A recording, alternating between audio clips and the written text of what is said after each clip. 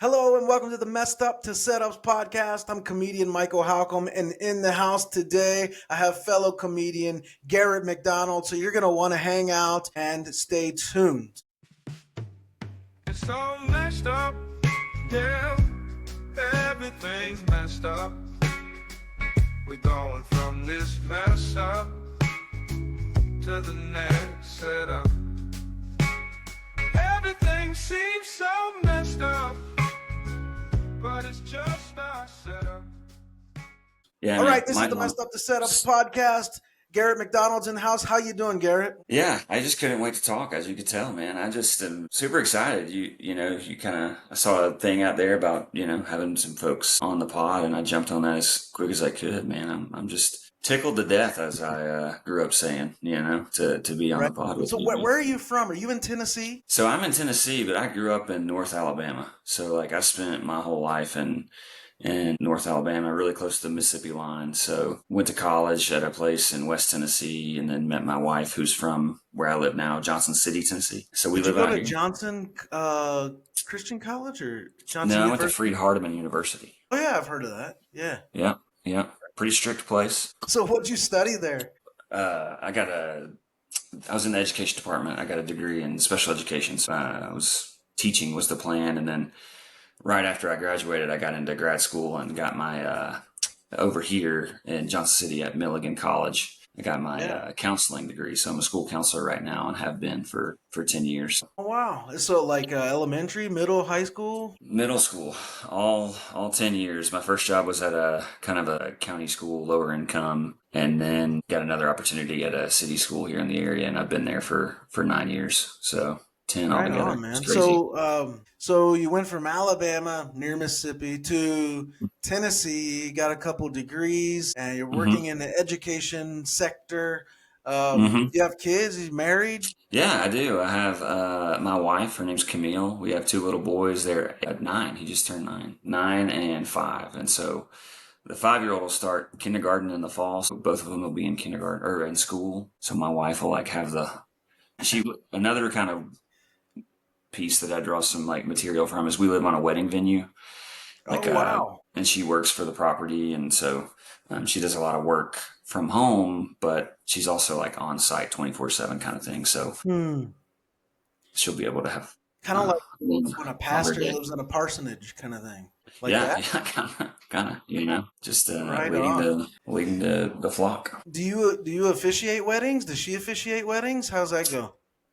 And it's funny you ask that. I have officiated a few weddings, and I've had a couple that just didn't work out. The weddings or the marriages? The marriages, but they're all in better places now.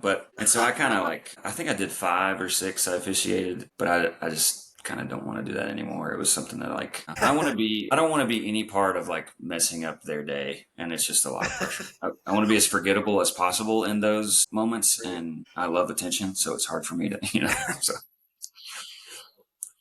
So when did you get into comedy? When did that start? Yeah, I've been trying to figure out the best way to answer this question. In college, I did a couple stand-up things. That's been 10, 12 years ago. And then got busy with, life, marriage, kids, school, all that stuff. And then a couple of years ago, I did another stand-up, just a one-time thing. And ever since I did that stand-up, open mic type of thing, I've been writing ever since. Performing, I haven't performed, before, I'd say February of this year. I hadn't performed in, 18 months. But I've been writing that whole time. So, I just had all these jokes that I wanted to work on, and kind of had an opportunity to come open on our venue, actually, to do a show. And we had a lot of people come out from work and stuff. And I was like, this has been awesome for me. I got to keep pursuing this and doing this, and I have a lot of support from my wife. And man, it's just been such an awesome ride that I'm really at the tip of right now. And and I want to make a joke about this, but I'm trying to stay away from have you heard of the Dunning-Kruger effect? Yeah, I have. Yeah. So where you do something for a little bit and you feel like you're an expert at it, right? Or maybe you just graduated college and you feel like you know everything, a Bible major knows everything about the Bible. Or you just turned 6 and you think you know everything. or every middle school boy that I work with and see Right, every day. exactly. So I'm trying to, avoid that piece of it and realize that I'm like very early on, I have a lot to learn and I'm just soaking up any kind of time I can get with folks like you. And there's been some other really kind people to me. Phil Ketchern is a guy that's been super cultivating to me. And so, but yeah, man, and so for the last, so I had a couple of shows. I've had a private event. I did a couple shows we have a comedy club nearby called Blue Ridge Comedy Club in Bristol. Have you ever been there? Yeah, Bristol, Tennessee is not very far. Johnson City is considered one of the Tri-Cities, so Johnson City, Bristol, Okay. and Kingsport. And the guy there, the owner, his name is Sean Carter. He's a super nice guy, and he's given me quite a few opportunities, so I'm super thankful for that. And just been trying to hit open mic once a Yeah. week. We went on vacation, got to go over to Charleston and do open mic at Wits End Comedy, and then so Nice, just man. trying to get that stage time, that repetition, that's so important. So you mentioned you've been writing, and what do you have a routine? Like, when does writing tend to happen for you and how? Yeah, I try to, I always have my phone on me, obviously, like most Americans and probably everyone in the world. And so I got a notes app in there where I will jot down a joke or whatever it is. But then it doesn't go anywhere sometimes. I'm like, why did I write this down? Like the other day I saw something I wrote down. It was like, started taking ADHD meds. And I was like, that was my note. I don't know why. I don't know. I don't have anything to go from that, but that's what the note is. But I also have a notepad, kind of like, I listened to the episode with Amanda and she was super vulnerable. And both of you guys, that was really cool to hear a little bit of y'all's story. And it's just really neat. But kind of like she's talking about, I'd like to really gear everything towards my notebook. It's just a more intentional piece of like, Right. it's almost like I remember it a little bit better when I write it down and I can, Right. mind map it. And specifically, I've been watching some videos. I've been really interested in Jared Quarterly. I don't know if you've Yeah. seen I his did stuff. a course with Jerry. That Yeah. was the very first thing when I decided I'm going to do comedy. Hmm.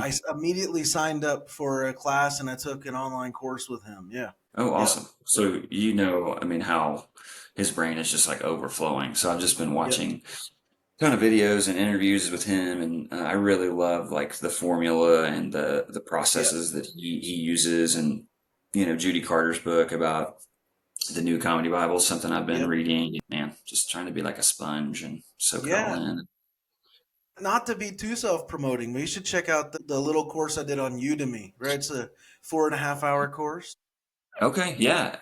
When I was looking at the your channel yesterday, I saw that stuff on there. So yeah, I'll definitely have to check it Yeah, out. it takes a more cerebral sort of scientific approach to performing and joke writing and all that stuff. So you might find it useful, but not to be too self promoting. But Oh yeah, I definitely want to check it out. yeah, and then on the website, I if I'm not posting one of the podcast episodes, I'm usually writing some sort of blog post every day related to comedy. I'm really into what are mind hacks. So Mhm. like, what are these little like mind hacks that I can use to like up my comedy game just a little bit, right? And so as a researcher and a professor, as a writer, a scholar, like I've always been like intrigued by theories, especially like psychological theories. And so it's really cool to come across like new theories every now and then and like okay, that applies directly to comedy, right? So like I was watching this new series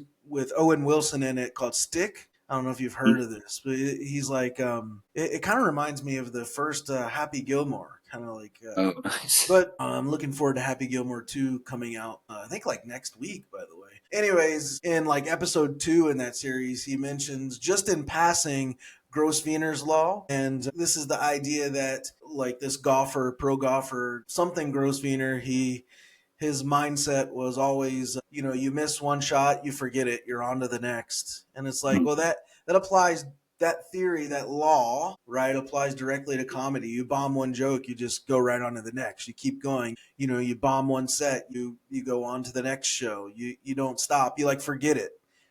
You learn from it, but then you forget it. And I think like theories and mind hacks like that are really super useful. So I'm blogging about those all the time. But Yeah, yeah, I yeah, totally, Michael. I think it's like that's the cool part about comedy thus far to me has been like it's more than, and this is again, I realize I'm very new and all this stuff. I don't have to keep prefacing that, but I just love that it's so much more than the joke. It's like Right. getting the audience going one direction and then taking them another direction, or like hearing other people like Jerry, or like I'm sure you do in these courses, talk about, like you were just saying, like, how do I get that extra laugh? Like, this joke is funny, but what can I do? What can I add? What can I act out to Right. just give one more laugh in there?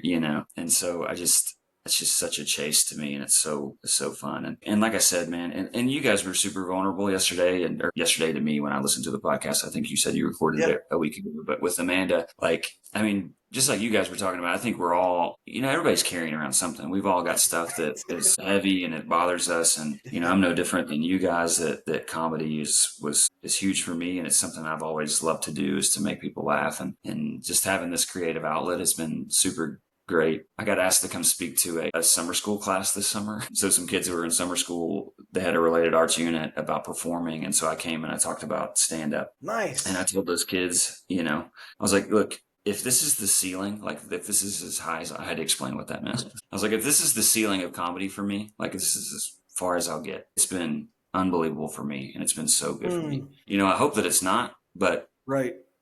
just having done this, and getting support from my family to do it, and to do it in a clean way, which is Right. a big part of me. I want my kids to be able to come to my shows eventually, and Right. that kind of thing. So, Right on. Yeah, I think the like working clean. So I work strictly clean. I don't do any blue comedy. I'm not vulgar. I mhm, have a couple of edgy jokes, but really it's just like I had a booker ask me last week, "Can you do 15 squeaky clean?" And it's nice to just be able to say, "Sure, yeah, no problem," right? And I think it's really worked well for me. I've only been doing stand up performing for 15 months, going into 16 months now. And like I've been paid very frequently to do stand up, which kind of unheard of for a lot of people getting into the game. Like even several years in, they're still not getting paid shows. I think a huge reason for that is that I work clean. And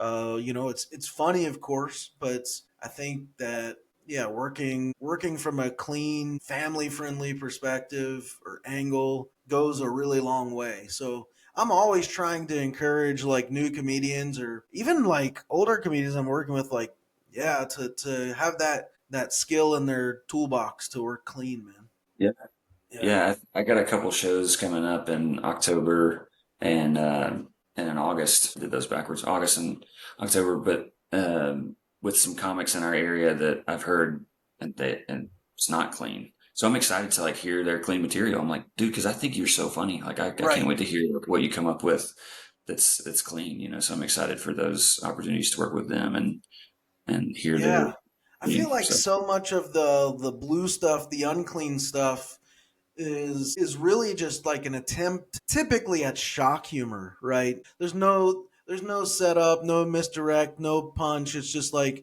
I'm gonna say a maybe slightly funny premise and then cuss after it, or say yeah. something like really dirty and try to shock you. And Mhm.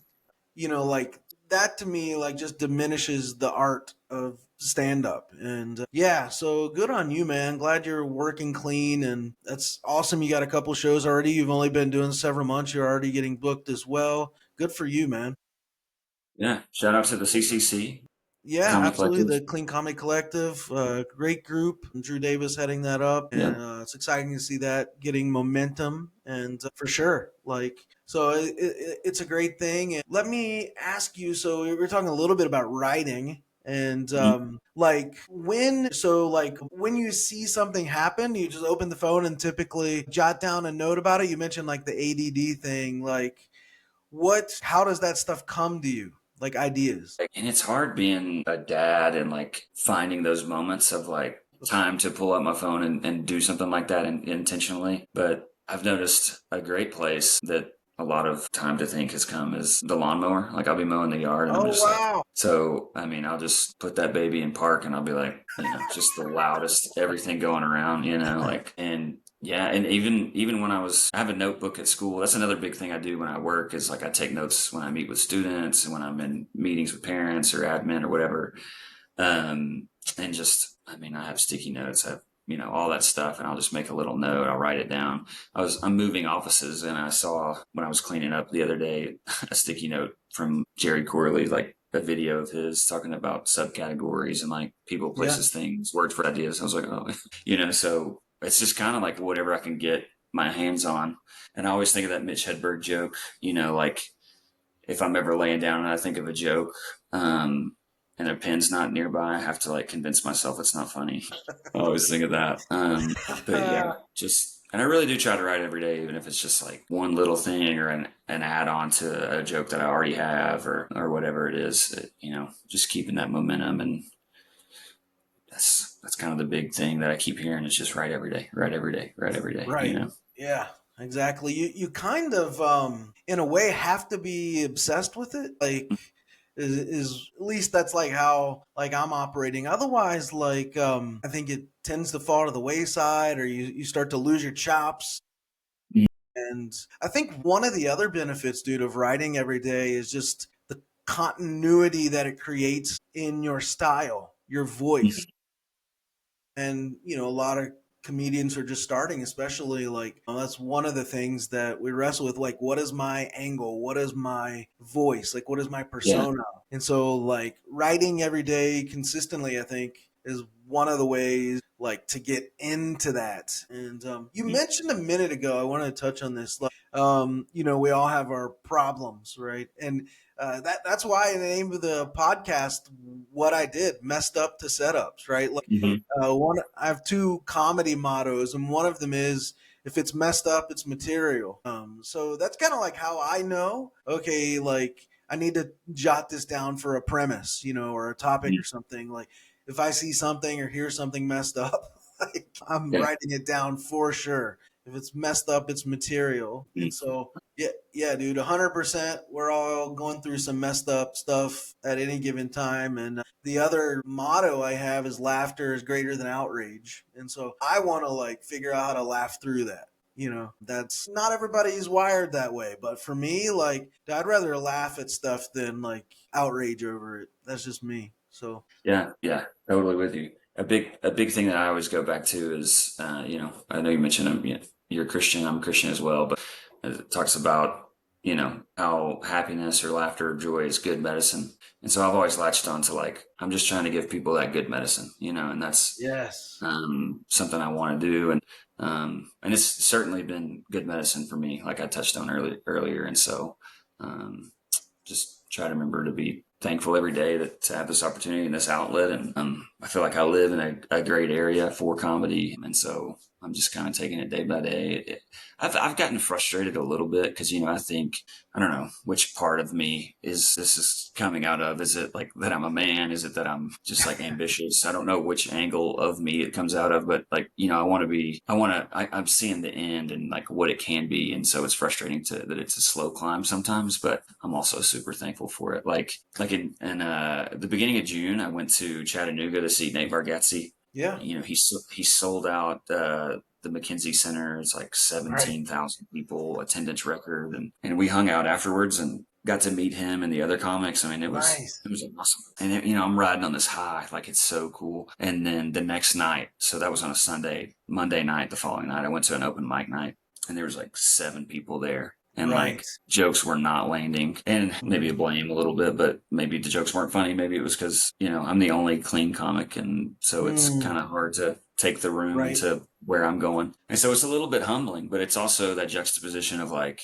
dude, if this is what you're aiming at, you got to get through these things and just keep chipping away and get the experience and all that stuff. So Yes, that's a great story. I mean, and the gross Wiener law applies there too. Like hmm you do one, you bomb, you move on, right? hmm You learn from it and you press on. Like I think often of Steph Curry, who missed 20s, and then from like the 21st one, he'll pull up from like half court and drain it, and then he'll go on a streak, right? And right. stand up sometimes feels that way, right? Like you get a miss, a few big misses, and then you keep at it, and you see the payoff, right? hmm And sometimes it is like I hated originally, like when I was early on when I was starting comedy. I still kind of hate it when comedians will just straight blame the audience, but sometimes it is the audience's fault. Like sometimes it is. And here's what I've like noticed over like the first year and a half is that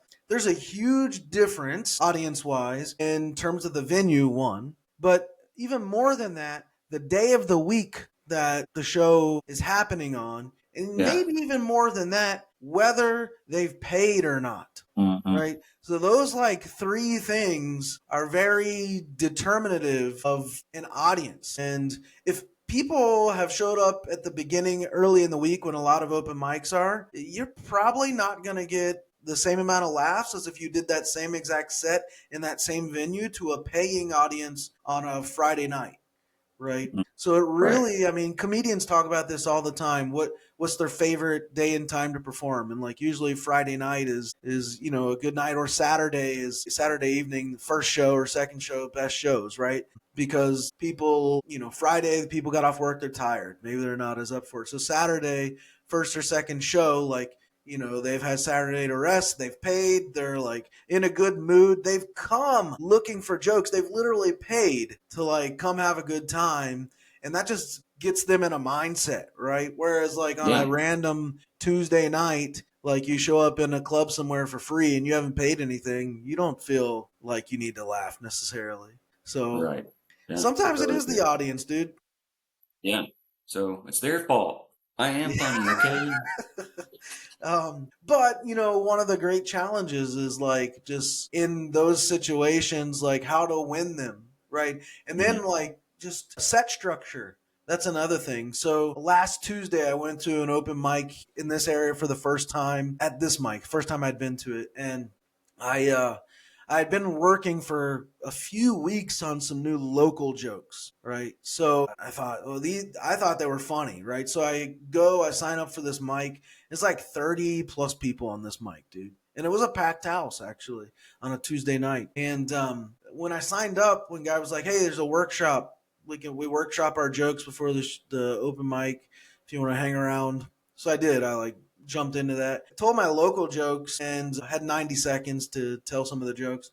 They weren't feeling it. The comedians weren't feeling it. So I had about 10 local jokes and I cut it down to two, right? That I worked into my set, put a joke up top that I knew would hit every time. It's always hit. And then I put a joke after that I knew would hit, always hits. So it's like called a sandwich technique. Some people, comedians, call it a crap sandwich, or the other word there. The Yeah. idea being that when you're trying out a new joke that you're unsure about, stick it between two jokes that work, right? So you can Yeah. bounce back easily and you don't lose the crowds. It's a great little strategy. It's exactly what I did. And those two jokes that I had whittled it down to, the local joke, didn't work. They didn't hit. But I was able to move on right after that, right? Yeah.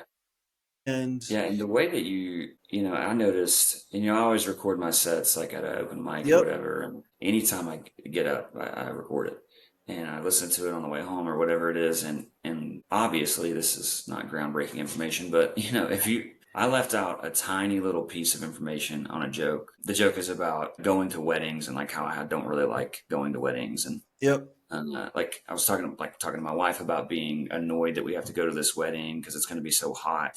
And then my wife says, "Well, they can't control the weather." And I left out this piece. I left out, but they planned the wedding, so I left that piece out. But I went straight into, so she said, "They can't control the weather." And I said, "Well, we've always known June has been one of the hot ones. Like in right. elementary school, we learned pretty quick." And so like the audience obviously didn't know why I went from they didn't plan the wedding to June. So I left out the huge comparison piece that connects the two of Wow. like they can't control the weather. Well, they planned the wedding, so they Right. controlled that part of it. And we've always known that June is a hot one, so it's funnier than that, I promise.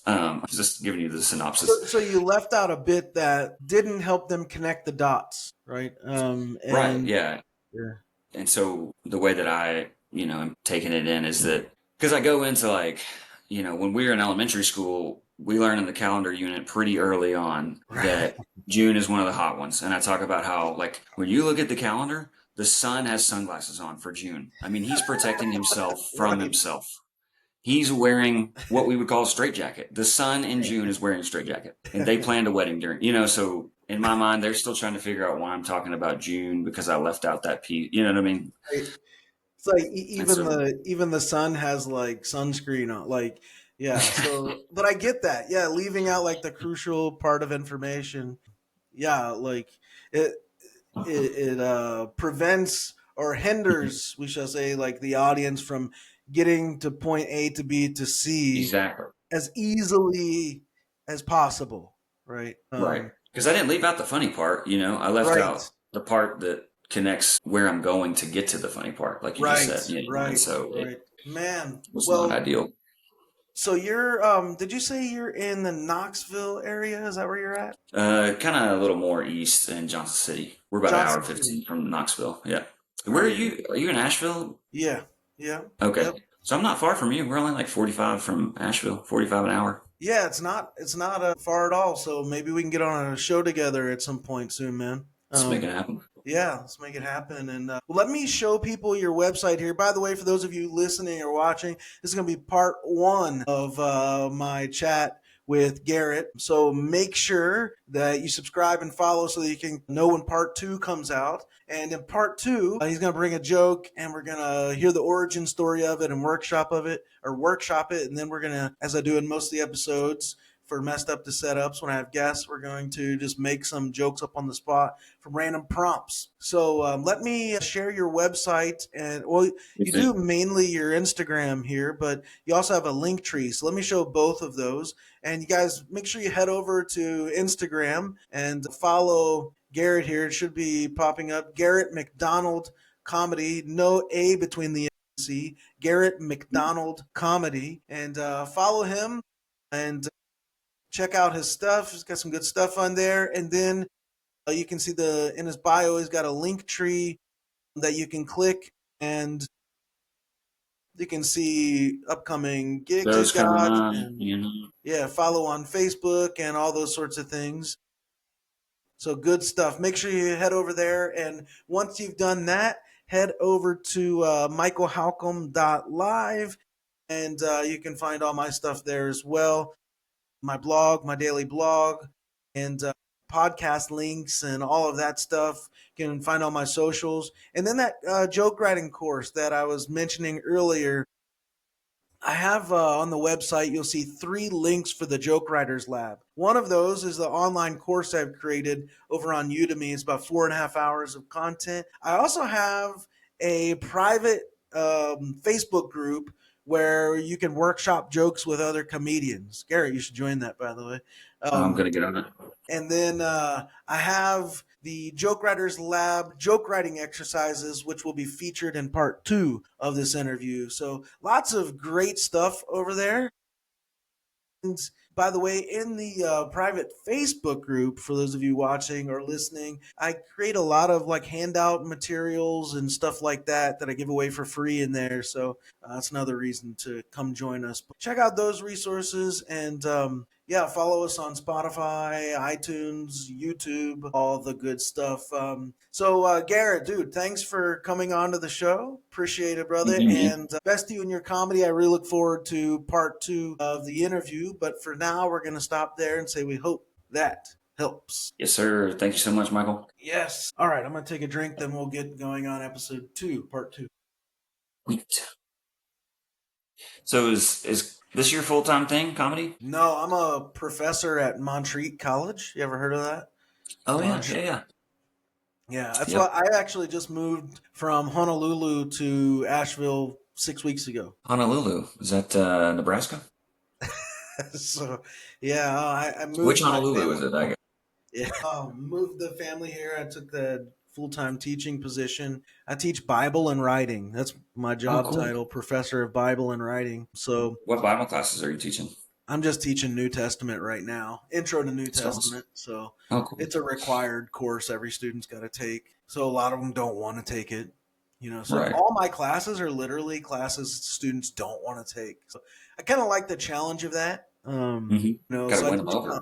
teach comp one and comp two, and I Mhm. teach joke writing. I teach composition through joke writing. So that's pretty cool. That's awesome. Yeah. That's really cool. So working that out, and I find that to be pretty fun. I was here last year for the whole fall semester in person. I lost my apartment in Helene and all that stuff, and then I went back to Hawaii for the spring. My daughter was graduating high school, and then just moved the family here. So Okay, yeah. awesome. And everybody likes it pretty good? Yeah, my daughter has been in Kentucky for the last 5 weeks. She's a counselor at her church camp. So she comes Oh, cool. home next Monday. She turns 18 today. And then my 16-year-old son, we just dropped him off in Covenant College in Georgia yesterday for like a 2 weeks apologetics kind of camp. Oh, sweet. And then we got a younger boy. He's just here with us. He's 14, I think. I just do grades now, dude. I forget my kids' ages. Like, so. Anyways, yeah, man, we're liking it. But well, I'll get us going here for part 2, and you're gonna bring a joke. You got a joke you can share with us, and right on. So we'll do that. All right, I'll get us started here. It's all messed up, yeah. Everything's messed up. We're going from this mess up to the next setup. Everything seems so messed up, but it's just ourselves.